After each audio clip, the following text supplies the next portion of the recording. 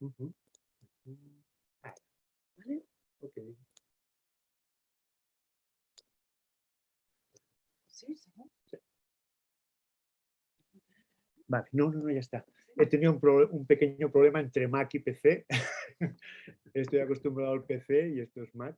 Vale, en principio empezamos. Ah, bueno, o sea, la charla que os vamos a hacer esencialmente es un proyecto colaborativo que hacemos entre Gonzalo y yo mismo, y esencialmente la idea es entender un poco qué es la FOB y cuáles son los mecanismos desencadenantes y relevantes para que se produzca la osificación, y entendiendo un poco cómo funciona desde el punto de vista molecular y celular, buscar alternativas terapéuticas, además de las alternativas que ya se están probando, intentar buscar nuevas alternativas para intentar mejorar, ya bien sea con un único fármaco o con combinaciones de fármacos, intentar optimizar el tratamiento para detener la osificación en FOB. ¿De acuerdo? Entonces, esencialmente, a modo de introducción, probablemente muchos de vosotros evidentemente lo sabéis, la FOB siempre se produce, es una alteración genética que tiene, digamos, la característica de que es monogénica. Siempre el gen que se altera es el ACVR1, que lo tenéis aquí representado un poco su estructura, y este gen corresponde a un receptor de BMPs, o sea, un receptor que recibe señales y se activa, y cuando se activa le induce a las células a formar hueso, o sea, que se produzca una osificación, y generalmente cuando nosotros somos niños y se nos desarrolla el esqueleto, pues este gen se activará normalmente. ¿Qué ocurre en la FOB? Pues que generalmente aparecen en este gen algunas mutaciones, que las tenéis aquí representadas, y estas mutaciones lo que hacen es que este gen responda inadecuadamente, cuando tendría que silenciarse porque ya ha efectuado su función durante el desarrollo de formar hueso. En momentos donde no corresponde, veremos que se activa y le dirá a las células: vuelve a formar hueso, aunque no tengan que hacerlo. ¿De acuerdo? Desde el punto de vista genético se han observado todas estas mutaciones, pero como os indico en este círculo, la gran mayoría de pacientes, más del 90%, tienen una única mutación, una mutación específica, que es una arginina 206 que muta a histidina, que es la que tenéis representada en esta posición. O sea, cuestiones importantes: enfermedad genética producida por alteración de un receptor que controla la formación de hueso. ¿De acuerdo? Entonces, ¿esta mutación qué hace? ¿Qué hace esta mutación? Y esto realmente no lo sabíamos hasta hace unos pocos años. No sabíamos exactamente cuál era el resultado de que se introdujera esa mutación. Entonces, se ha visto que esta mutación hace dos efectos. Un efecto, y es que el receptor tiene más actividad de la que tendría que tener, y otro aspecto muy importante es que este receptor, el ACVR1, responde fisiológicamente a unas BMPs, pero el receptor mutado se ha visto que, además de activarse cuando aparecen BMPs, cuando aparecen activinas, que son otras hormonas que generalmente no tendrían que activarlo y no tendrían que generar hueso, el receptor mutante es capaz de activarse por estas activinas y modificar mecanismos de señalización que harán que esta célula decida convertirse en una célula ósea, ¿de acuerdo? Entre en un programa de osificación que siempre es un programa de osificación endocondral, ¿de acuerdo? Primero se formará cartílago y después se formará hueso, ¿de acuerdo? Pero siempre por alteración de este receptor, ¿de acuerdo? Entonces nosotros lo que llevábamos bastantes años trabajando para entender cómo funcionan estos receptores, cómo los BMPs son capaces de inducir la formación de hueso. Y lo que sabíamos es que la vía de información, de señalización más importante es a través de la activación de unas proteínas que se denominan SMAC, ¿de acuerdo? Y lo que harán es activar la expresión de genes de hueso. También habíamos comprobado de que además de esta ruta, había otras rutas como la PI3 quinasa y P38 que también eran activadas por estos receptores. Y lo que comprobamos en experimentos ya de hace unos cuantos años es que si inhibíamos estas rutas, podíamos hacer que toda la formación de hueso estuviera disminuida. Viendo esta información decidimos, bueno, si esto pasa durante fenómenos fisiológicos normales, de que si bloqueamos PI3 quinasa tenemos menos hueso, dijimos, bueno, podemos intentar comprobar si realmente inhibiendo esta ruta, también la formación ectópica de hueso, la que se produce en la FOB, si inhibiendo PI3 quinasa también podíamos comprobarlo. Y entonces hicimos experimentos en modelos de ratón, modelos de FOB en ratón, para comprobar una primera aproximación de si era viable inhibir PI3 quinasa y bloquear FOB. Y para hacer un poco de resumen de lo que obtuvimos, es que aquí podéis ver, por ejemplo, esto sería una radiografía de ratones donde hemos inducido FOB. Aquí podéis ver el fémur y la tibia del ratón, y induciendo FOB en estos ratones podéis comprobar cómo al cabo de 23 días de que hemos inducido la FOB se forma este hueso ectópico de gran tamaño. ¿De acuerdo? Lo que decimos es, bueno, vamos a probar, inducimos osificación heterotópica en este modelo y probamos si inyectando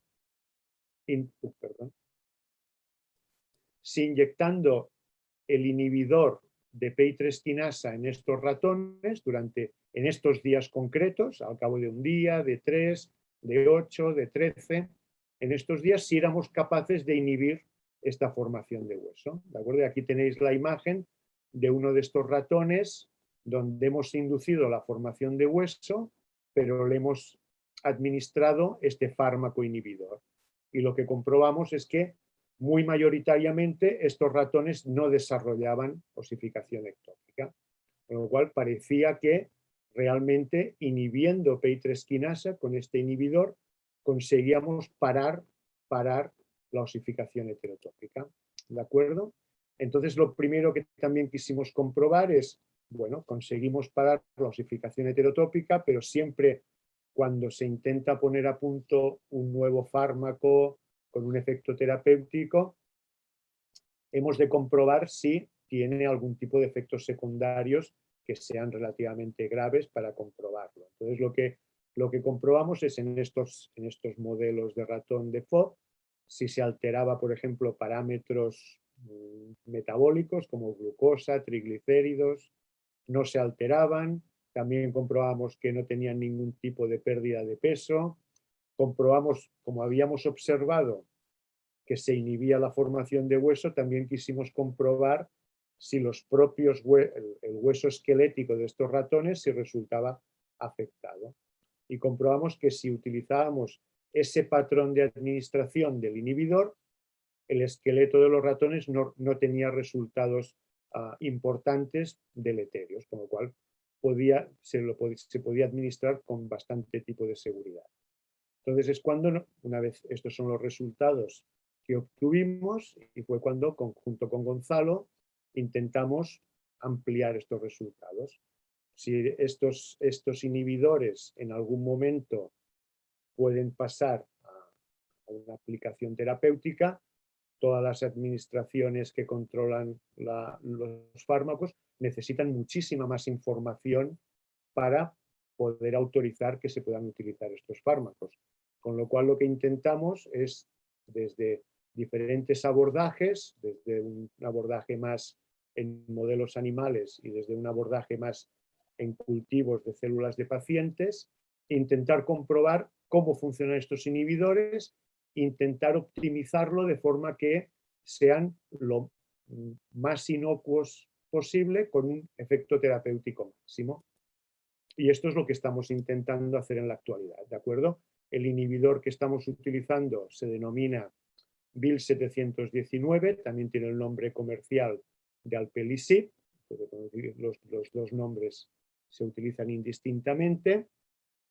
Y lo que nos hemos propuesto es entender cómo este inhibidor es capaz de bloquear los mecanismos celulares de inducción de la FOB, también analizar los mecanismos moleculares bloqueados por este inhibidor y que bloquean FOB, y después, aunque tenemos las primeras evidencias de que en modelos experimentales de ratón de FOB estos inhibidores funcionan bien, lo que queremos es optimizar esta dosificación, optimizar las dosis y la pauta de administración para que la inhibición sea óptima, ¿de acuerdo?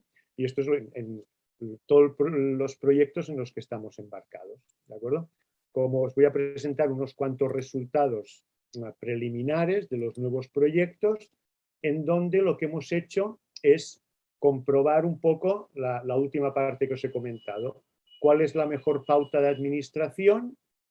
Porque las dosis, en principio utilizamos unas dosis que correlacionan bastante con ensayos clínicos que se han hecho en humanos, donde este fármaco se utiliza para inhibir cáncer de mama, con lo cual las dosis que utilizamos extrapolando entre ratón y humanos estarían bastante dentro del rango, pero lo que queremos en este caso optimizar es la pauta de administración, conseguir máximo efecto con mínimos efectos secundarios.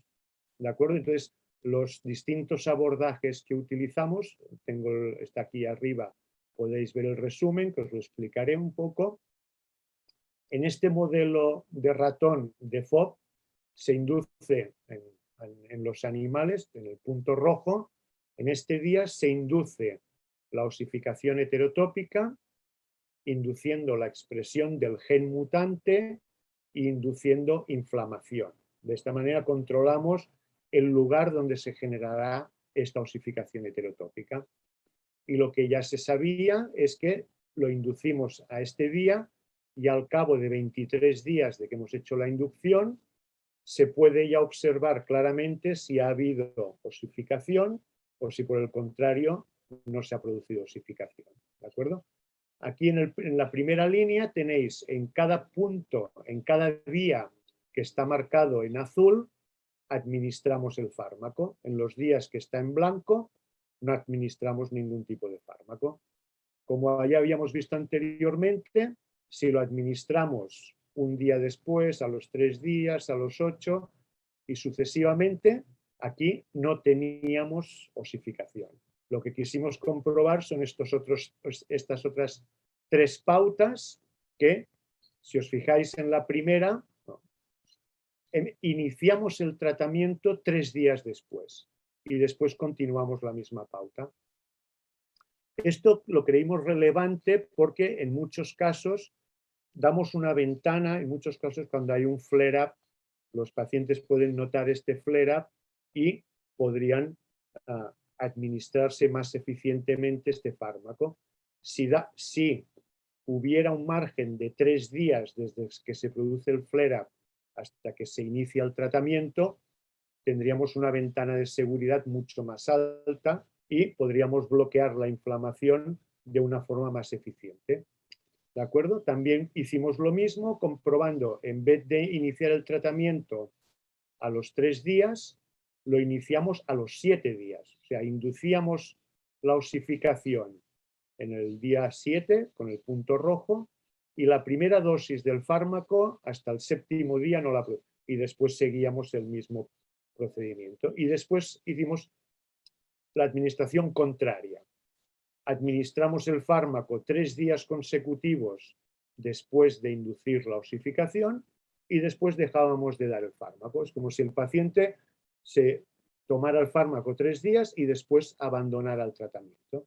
Y entonces analizamos con estos 4 tipos de administración cuáles eran los resultados. De acuerdo, aquí en el gráfico de abajo os intentaré explicar lo que cada punto representa un ratón diferente, un ratón independiente, y aquí en este eje lo que indica es el tamaño del hueso ectópico que se ha formado, ¿de acuerdo?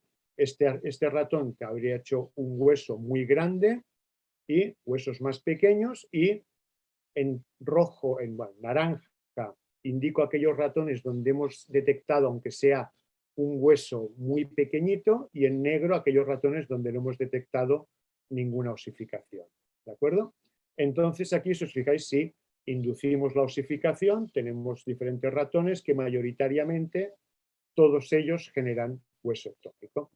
¿De acuerdo? Lo que ya habíamos averiguado y que os he enseñado anteriormente es, si iniciábamos el tratamiento un día después, la gran mayoría de animales no tenían osificación y solo unos pocos, en este caso 2, tenían osificaciones, pero de un tamaño muchísimo menor. O sea que aquí tenemos que realmente podéis observar cómo el VIL inhibe la formación de este hueso ectópico.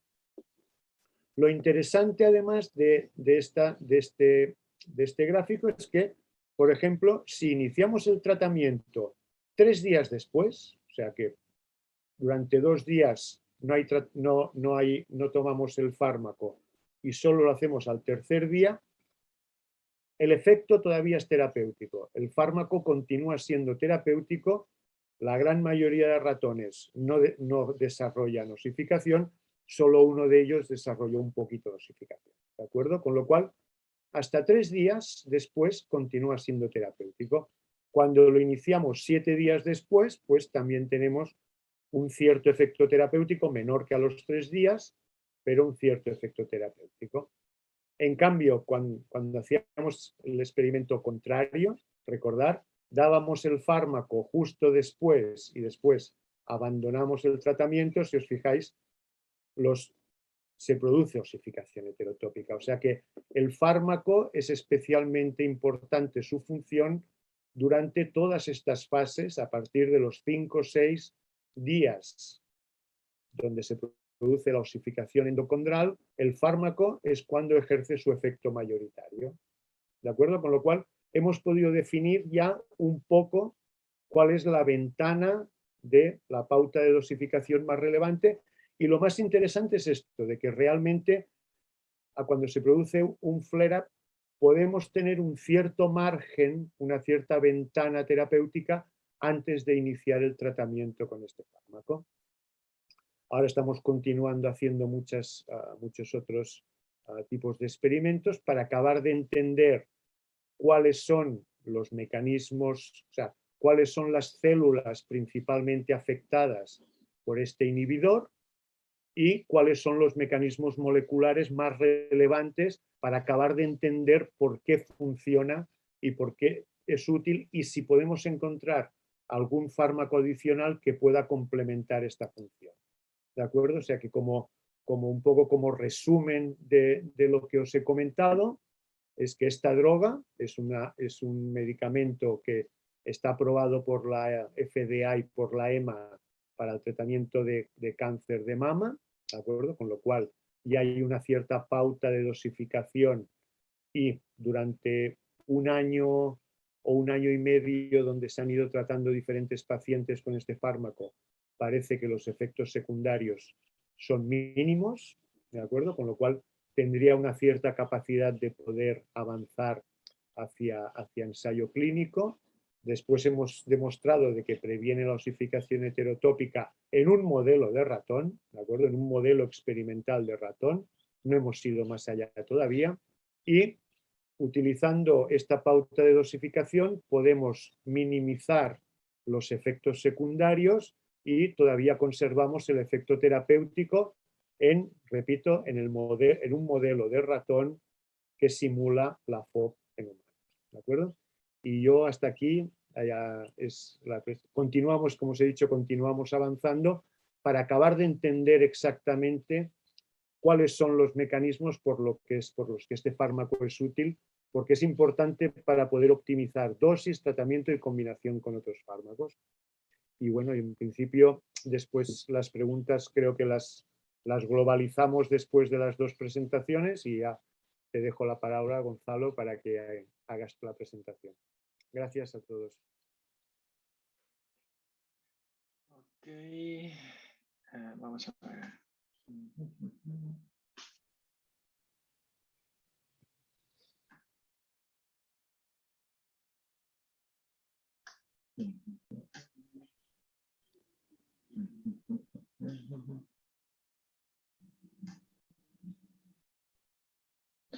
Ok. ¿Podéis ver la pantalla que estoy compartiendo? ¿Y veis el modo presentación o también las notas? No está en modo notas. En modo notas. ¿Y ahora? Ahora. Sí. Ahora. Ok, perfecto. Espera que os quito de aquí en medio. Que me tenéis.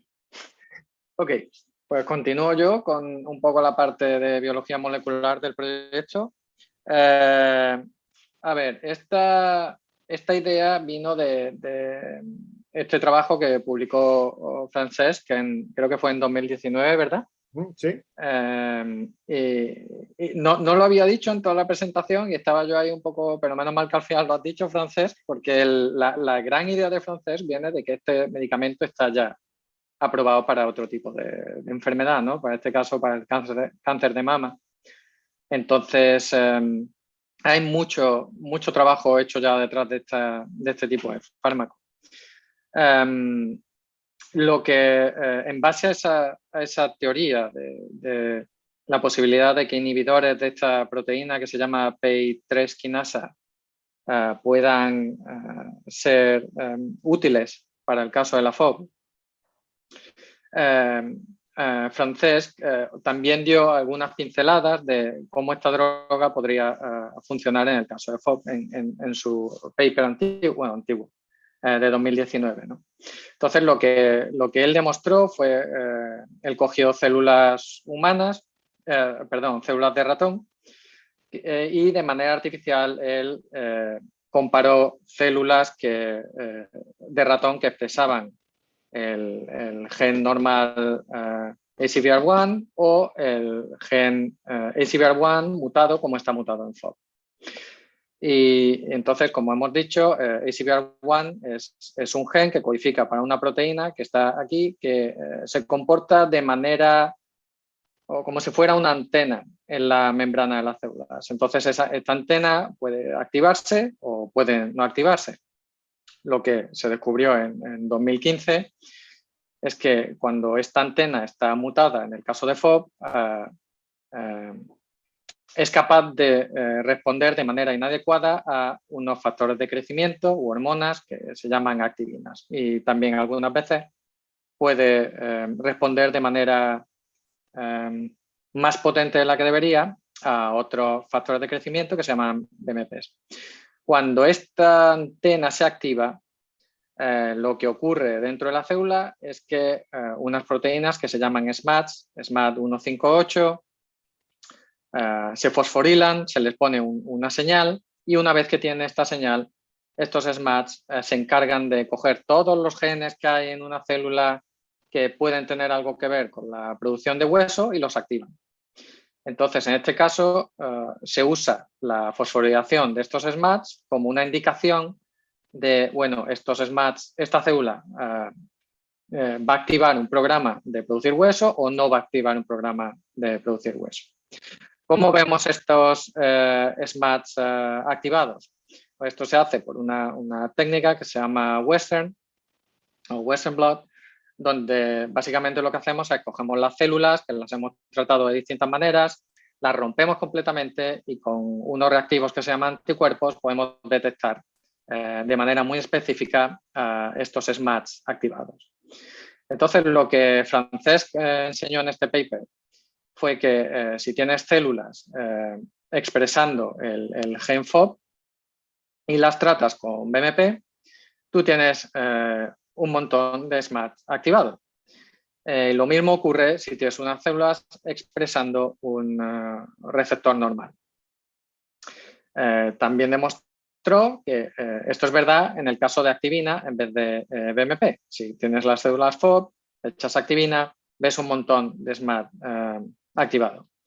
Lo que Franceschi hizo fue pretratar estas células con el compuesto, el inhibidor de PI3 quinasa, este es otro nombre que se le da, y él demostró que si pretratas las células con este compuesto, la cantidad de SMAD activado disminuye considerablemente.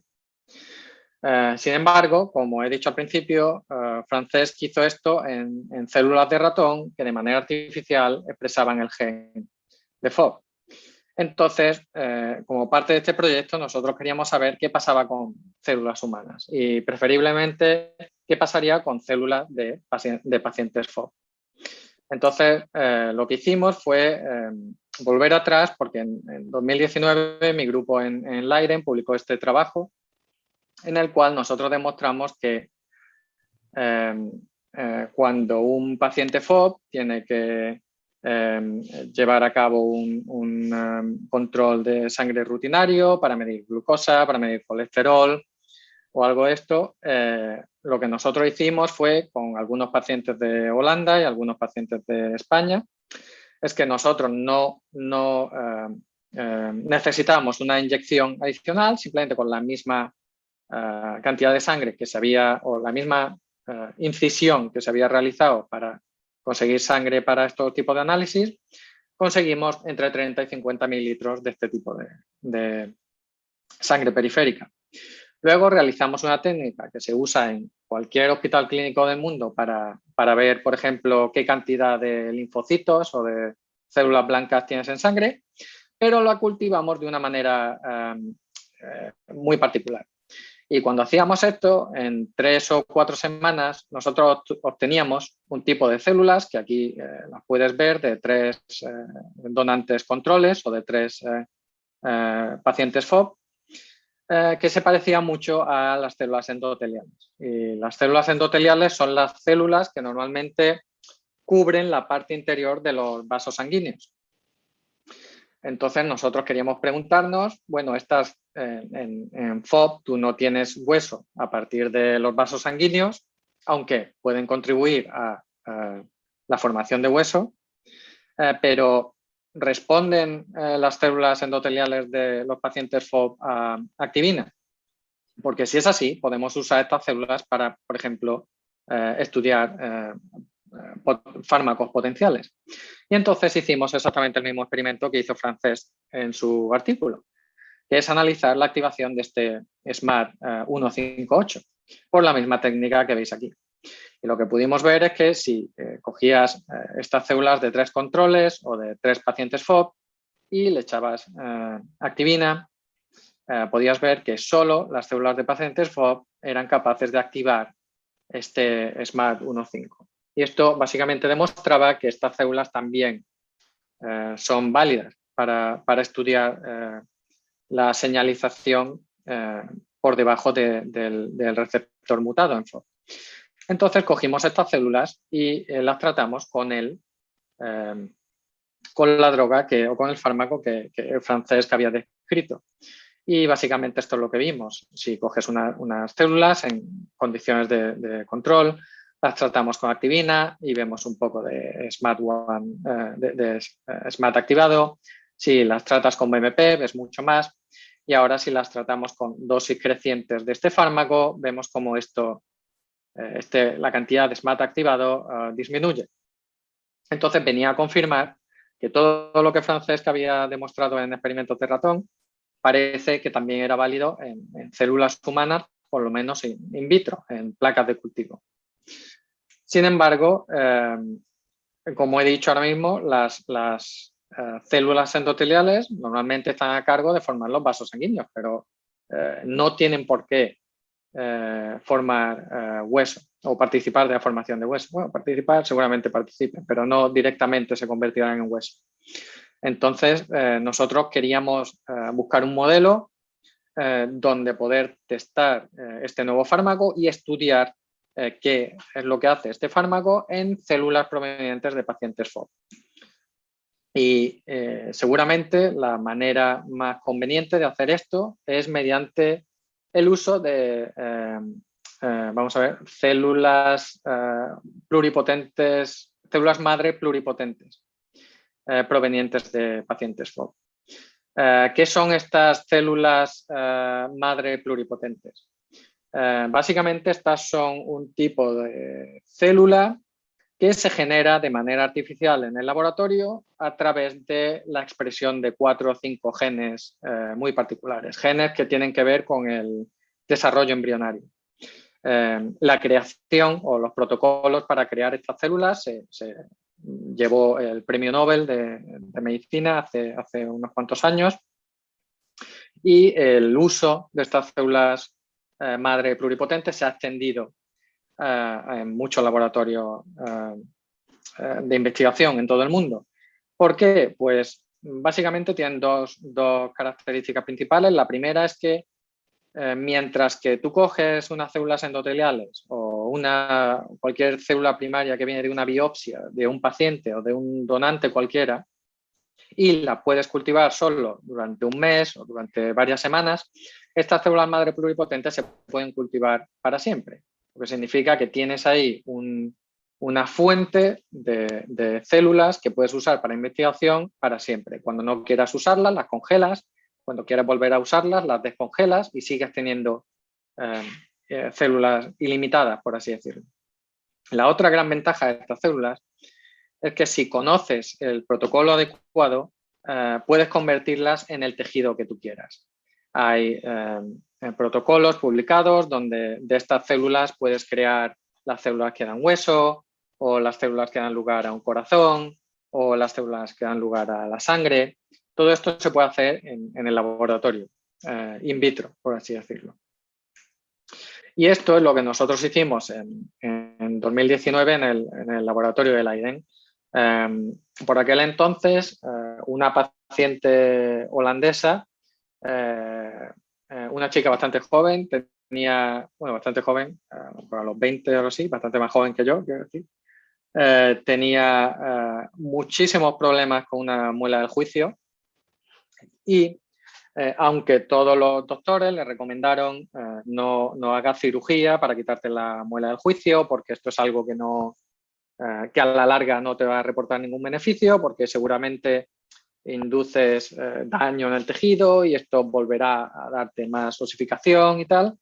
La realidad es que por todos los problemas que tenía esta chica, por ejemplo, ella apenas podía abrir la mandíbula y asumió los posibles riesgos y decidió hacerse cirugía para eliminar esta muela del juicio. Además de hacer eso, lo que ella hizo es que expresamente donó esta muela de juicio a la investigación. Y lo que nosotros pudimos hacer, junto con una colaboración entre un hospital en Ámsterdam y nuestra universidad en Leiden, es que de esa muela del juicio raspamos un tipo de célula especial que está en todos los dientes, que se llaman fibroblastos de ligamentos periodontales. Y a partir de esas células de la muela del juicio fuimos capaces de crear estas células madre pluripotentes en el laboratorio. Tuvimos un donante control y un donante FOB. Y como ya sabéis, que FOB se caracteriza por una mutación en el gen ACAL2 o ACVR1. No sé si está demasiado pequeño, pero lo que puedes ver aquí es que cuando secuenciamos ese gen, en el caso de la paciente o de las células de la paciente FOB, en este residuo las células tienen 2 posibles nucleótidos en el ADN que están causados por la mutación, mientras que en los controles solo tienen una G. En el paciente tienes una G y en el control tienes una G.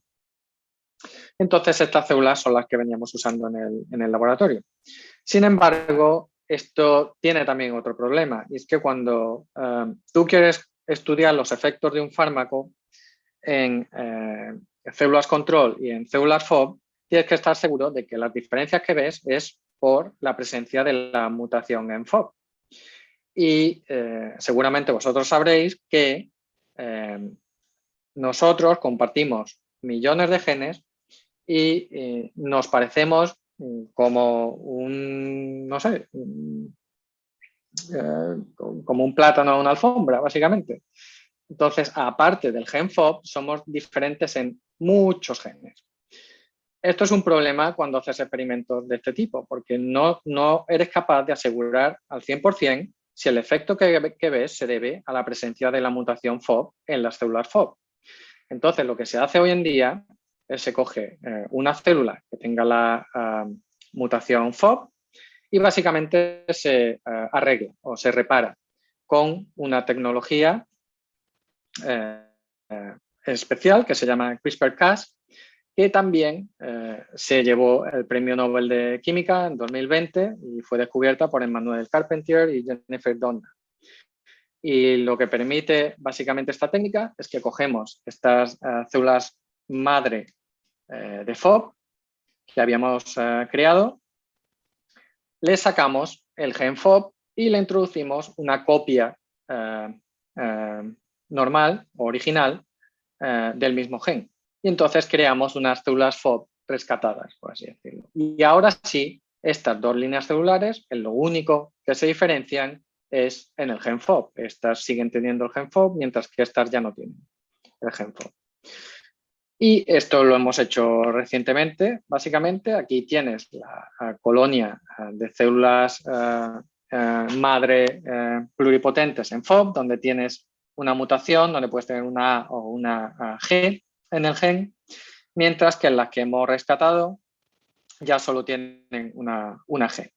Esto es como una célula madre pluripotente. La pinta que tiene si la miras al microscopio, crecen como colonias que al final se convierten en una especie de huevo frito, por así decirlo.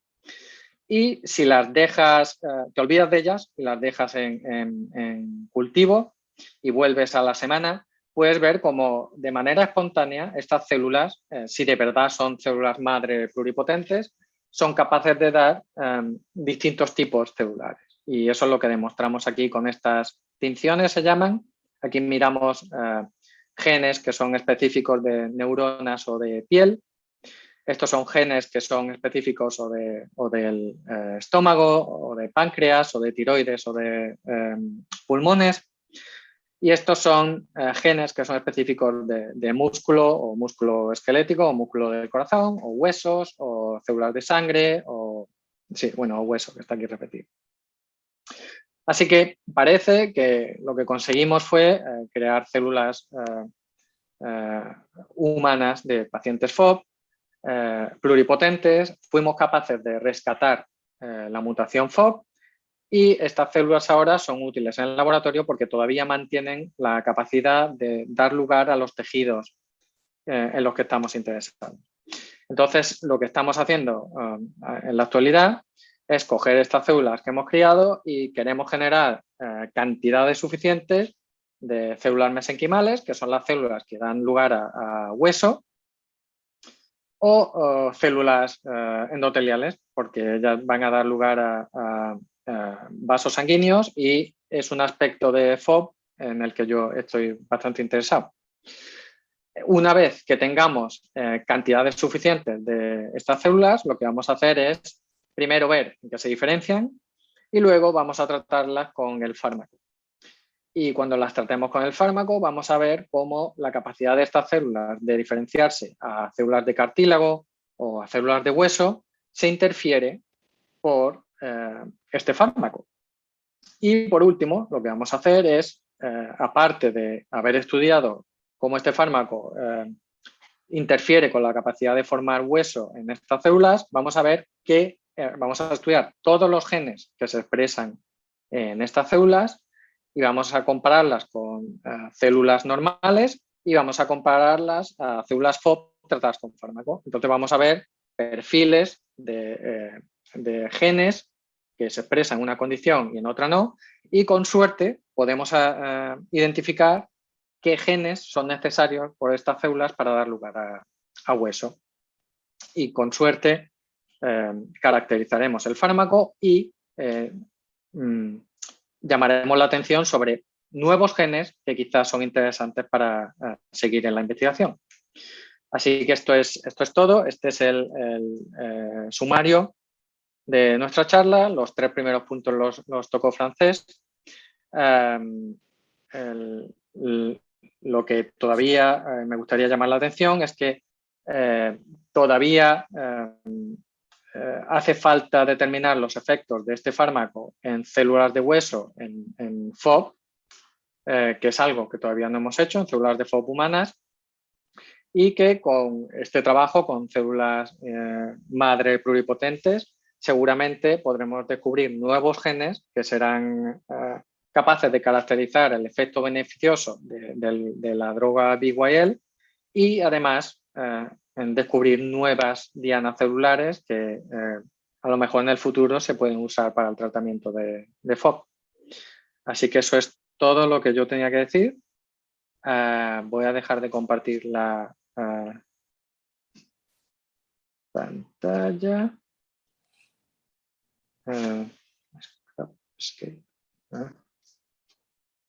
Stop video, no stop video. Aquí, stop share. Fuera. Y ya estamos de vuelta. Bueno, muchas gracias a los dos por estas presentaciones. La verdad es que les agradecemos también que la hayan podido bajar bastante, ¿no? Porque son temas muy difíciles para quienes no somos ni biólogos ni médicos. Pero yo creo que aún así, aunque uno no pueda entender cabalmente lo que, digamos, de qué se trata todo esto, sí es posible ver la complejidad que tiene el diseño y la realización de este tipo de experimentos para, bueno, identificar en este caso posibles fármacos, y además el tiempo que lleva, ¿no? Nosotros sufriendo lo que sufrimos, es como que, por supuesto, todo lo queremos para mañana, pero tener la posibilidad de tener este contacto y meternos un poquito en lo que es la complejidad del trabajo nos permite comprender también que, bueno, que estas cosas necesariamente llevan tiempo, y eso lamentablemente, bueno, no se puede reducir. Y creo que otra de las cosas que también es muy importante es ver cómo los pacientes podemos colaborar con ustedes, ¿no? En las distintas investigaciones. En este caso fue con el aporte de esa muela que permitió avanzar tanto, ¿no? Es asombroso eso. Y bueno, eso creo que también es muy importante para nosotros saberlo. De modo que, sí, Carmen. No, yo quería agradecerles a los dos.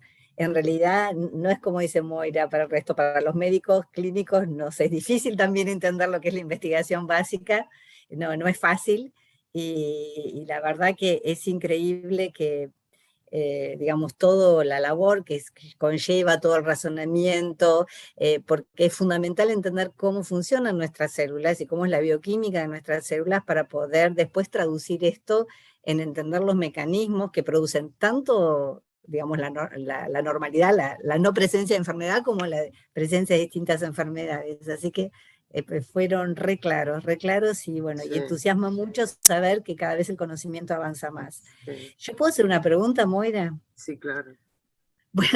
Bueno, Francesc, a mí trato de bajarlo un poquito a lo que pasa con los pacientes. Me interesó mucho esa diapositiva donde marcabas los distintos momentos de que eventualmente podría utilizarse esta droga. Y me imaginaba momentos en que el paciente tiene un brote con inflamación y demás. Entonces pienso, no sé, ¿esta droga sería útil solamente para usar en forma episódica cuando tengan un brote? Porque sabemos que igual la activación del gen, digamos, de esta variante mutada está permanentemente activa, digamos, si bien no en gran proporción. ¿Pero esto sería para usar en casos de brotes o de flares de la enfermedad? O sea, lo estamos estudiando. En principio, la idea es usarla constantemente. Ajá. Y en el momento de que haya un brote se podría aumentar la dosis. Okay. ¿De acuerdo? Okay. Los modelos que hemos utilizado hasta el momento de ratón son de inducción postinflamación.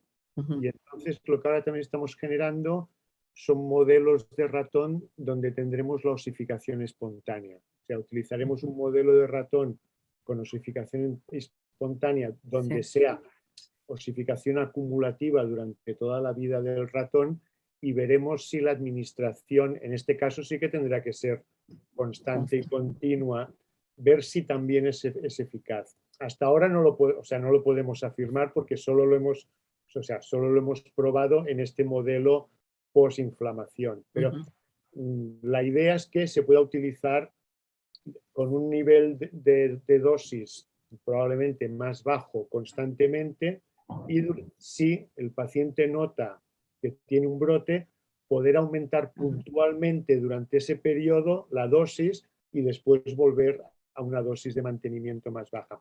Esto es la hipótesis, o sea, pero hemos de comprobar que en la osificación espontánea también sea beneficioso. Yo confío que sí, pero bueno, o sea, se ha de demostrar. Ok, gracias.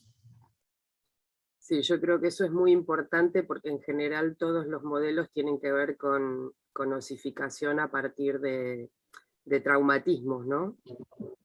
Y hay poco estudiado sobre osificación permanente, recurrente y espontánea. Bueno, yo les quería comentar que acá en el público, digamos, hay gente de Ecuador, México, Francia, Chile, Argentina, Brasil, Bolivia, Panamá, Perú, Uruguay y España. Así que tenemos una gran amplitud de países. Un enorme agradecimiento a esta presentación y al trabajo que ustedes hacen cotidianamente, que como dije al inicio, significa mucho para todos nosotros. Así que estamos en contacto y bueno, gracias nuevamente. Muchas gracias a vosotros. Bueno, Muchas gracias. Chao, chao. chao. Chao.